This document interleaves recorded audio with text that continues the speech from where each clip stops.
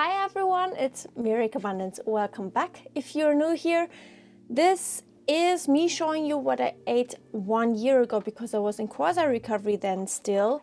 Now I'm in re-recovery, very close to fully recovered. Whatever happens, happens. It's just a matter of time. And so this day was a really special one for me because I actually, met my parents, and I do meet them more often. But the thing is, it was the first day where I was like, well, I'm gonna make use of this day and actually, actually do more re-recovery like it should be. And so you see the usual breakfast I had here, I don't know, it's very like the colors are very saturated, which looks really nice. I think it was just the lighting there on the balcony. I never put any filters on these photos. So I had my usual breakfast, and I really made it also my task to really not restrict before. I mean, I restricted anyway a little bit. I didn't do real recovery, I didn't eat the real chocolate. I made this kind of healthy brownie, very voluminous brownie, nothing compared to the chocolate oats I have now.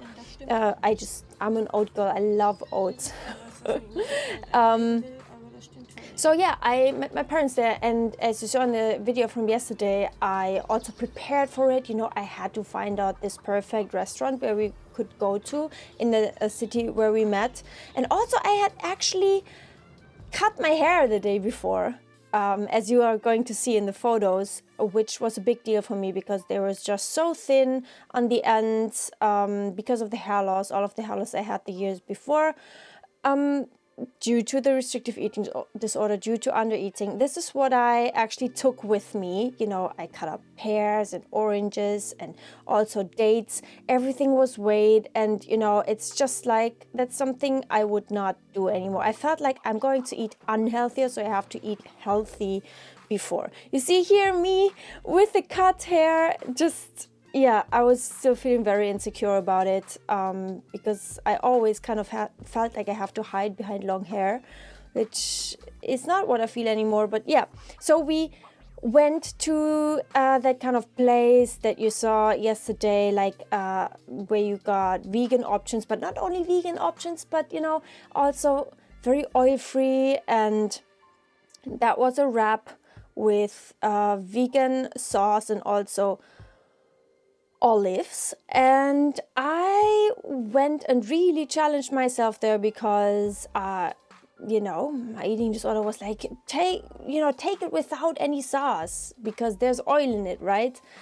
And I was like, no, I'm gonna make use of this day and actually jump into recovery. Like, I want to get a taste of this. Okay, so the whole day is not real recovery, but these kind of decisions were pretty close. But actually what I should have done was even more radical. You see here falafel, they were fried, and with olives and this vegan sauce, and it's basically a vegan kind of re-recovery type meal. But what I should have done is just not care where we went to, just take anything, vegan or not, but just really facing the biggest fears of mine. But this was a huge step for me in recovery. But the disorder part about it was that I had to prepare before, I had to kind of propose and suggest where we were going to and get the takeaway from. I had to kind of have the control in advance so I could be at peace with challenging myself, which doesn't make any sense. But so that was where I was in my quasi recovery. Then also later I had several of these pretzel thingies. That was also a big step, it's like salt and processed and white flour, which on top of all of the when I was high carb, I didn't care at all about that. But the thing is, I was also fat phobic. And so now that I did not micromanage all of the macros, I felt much more anxious about eating processed carbs, if that makes any sense. Me with short hair again. Also, I I'm not quite sure if you were allowed to eat there because of the mask thing in the train, but I did. I was just like, well, this is about survival for me, because I could have used it as an excuse. Well, I'm not actually allowed to eat now, so I'm not going to do that. Eating disorders, they like to take these kind of excuses, and I didn't allow it to. And so I was going against the law here. I actually took off the salt, as you see, because, you know, Quasi Recovery, my eating disorder, looked at it as excess salt, you know, remove whatever you can do because it's already salty enough in the dough itself, which, you know, I consider now as being disordered as well, because it's just like an irrational fear of salt. It's not like I eat the salt in spoonfuls every day, right? And so these were screenshots from the day also. I do not have arthritis in my fingers, but I was afraid I have arthritis in my fingers. I was also very insecure about my fingers on that day because I felt like, what if other people notice them and stuff? So yeah, still very, very anxious about all kinds of things. So let's hop into some screenshots and stuff of 1 week ago, which I think will help you very well. You also see here this difference in when I feel like chocolate oats, which I really, really love, but they do not replace a brownie or a chocolate bar or some kind of Snickers or whatever, then it is very, very, very calorie dense and, you know, low volume. It's just like not to fill me up or anything, or to save calories or anything. Not at all. If you're interested in the recipe, I love to make sometimes. I do not have this every day, but I love, you know, also not necessarily for breakfast, but whenever I feel like it. But I will also eat the brownie or whatever I feel like, you know, it's not to replace something. But if you're interested in the recipe, just watch my recipe video, chocolate oats recipe. I made it the other day. So I thought I'd just go into some questions. What about the house in the Philippines? It's actually our second home. I can make another video on this. It's something where we live half of the year. If there was no COVID, so the last 2 years we were not able to go there, but we will go there next year. That's at least the plan. And then also this question from Zara about the dilemma of missing dairy products, but she just can't get herself to eat non-vegan foods because of justifying ethics and stuff.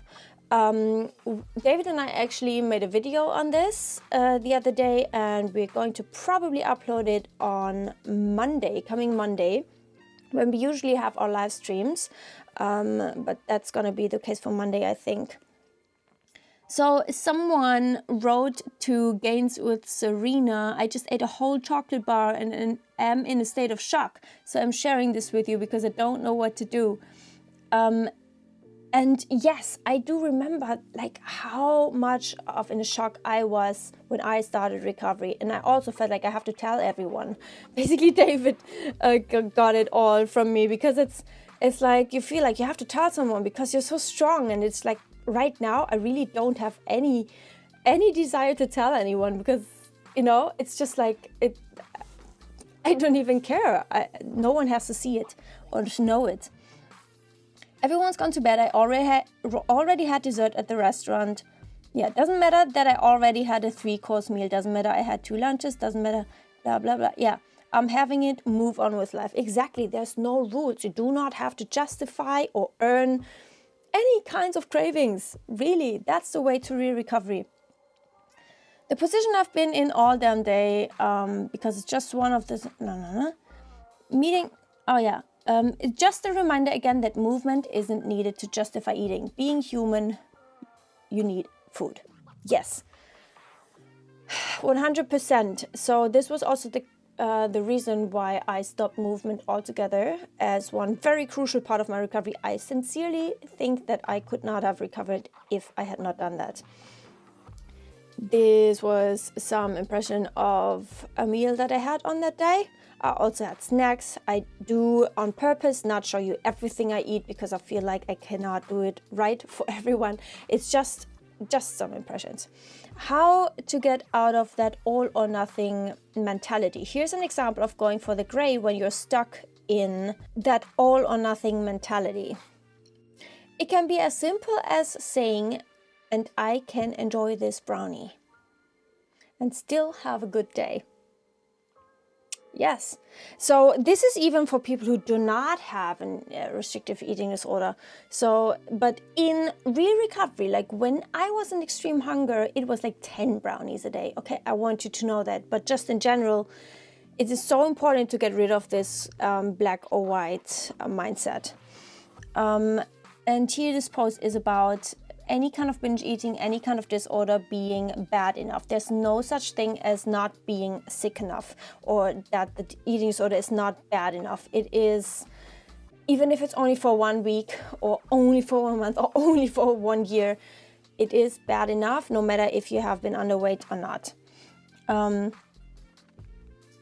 Yeah, this video was about eating only healthy foods in recovery, like sweet potatoes and stuff, and eating like diet foods in recovery. It's like also not only for recovery, it's for forever. Like you do not, these foods are not for you actually. Why would you eat diet foods if you're not afraid of calories or weight gain, as you should not be afraid of these when you're fully recovered. Also eating, only healthy, only vegetables and stuff. You want the chocolate bar. That's what I wanted. You don't want the bowl of broccoli and tahini. Like, that's fine if you're afraid of fats and feel like you're challenging yourself, but a chocolate bar would probably challenge you more, right? Give this a thumbs up if this helped you, and I will see you next video. Bye.